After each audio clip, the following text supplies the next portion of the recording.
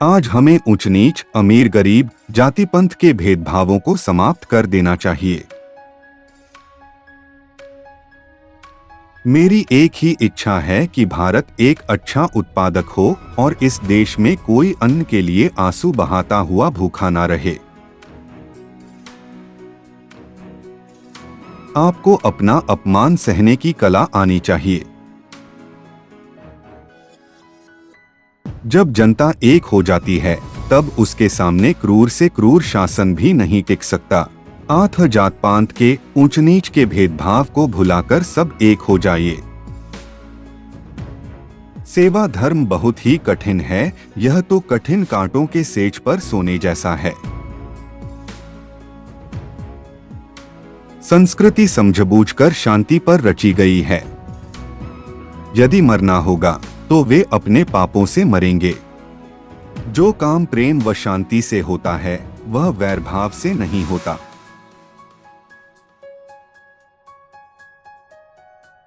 अगर आपके पास शक्ति की कमी है, तो विश्वास किसी काम का नहीं, क्योंकि महान उद्देश्यों की पूर्ति के लिए शक्ति और विश्वास दोनों का होना जरूरी है। इस देश की मिट्टी में कुछ अलग ही बात है, जो इतनी कठिनाइयों के बावजूद हमेशा महान आत्माओं की भूमि रही है।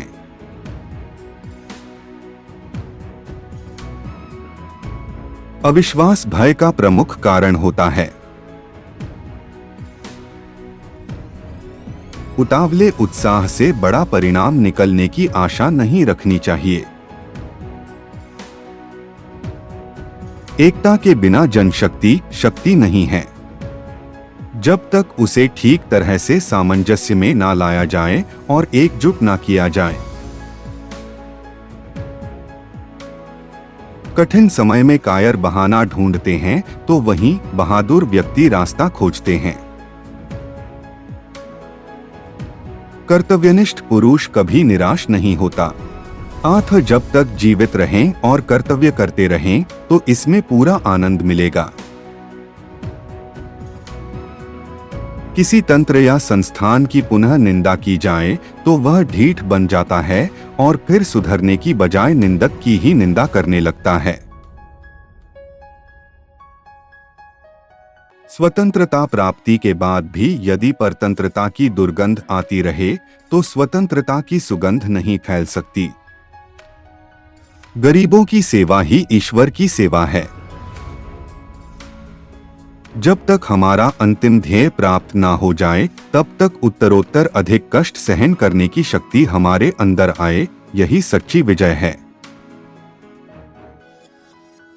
जो तलवार चलाना जानते हुए भी अपनी तलवार को म्यान में रखता है, उसी को सच्ची अहिंसा कहते हैं। हमारे देश में अनेक धर्म, अनेक भाषाएं भी है, लेकिन हमारी संस्कृति एक ही है। जो मनुष्य सम्मान प्राप्त करने योग्य होता है, वह हर जगह सम्मान प्राप्त कर लेता है, पर अपने जन्मस्थान पर उसके लिए सम्मान प्राप्त करना कठिन ही है। त्याग के मूल्य का तभी पता चलता है, जब अपनी कोई मूल्यवान वस्तु छोड़नी पड़ती है। जिसने कभी त्याग नहीं किया, वह इसका मूल्य क्या जाने। थका हुआ इंसान दौड़ने लगे तो स्थान पर पहुंचने के बजाय जान गंवा बैठता है। ऐसे समय पर आराम करना और आगे बढ़ने की ताकत जुटाना उसका धर्म हो जाता है। प्राण लेने का अधिकार तो ईश्वर को है। सरकार की तोप या बंदूकें हमारा कुछ नहीं कर सकती। हमारी निर्भयता ही हमारा कवच है। बोलने में मर्यादा मत छोड़ना, गालियां देना तो कायरों का काम है।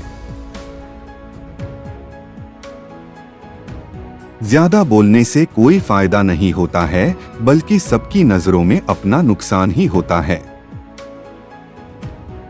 हर जाति या राष्ट्र खाली तलवार से वीर नहीं बनता। तलवार तो रक्षा हेतु आवश्यक है, पर राष्ट्र की प्रगति को तो उसकी नैतिकता से ही मापा जा सकता है।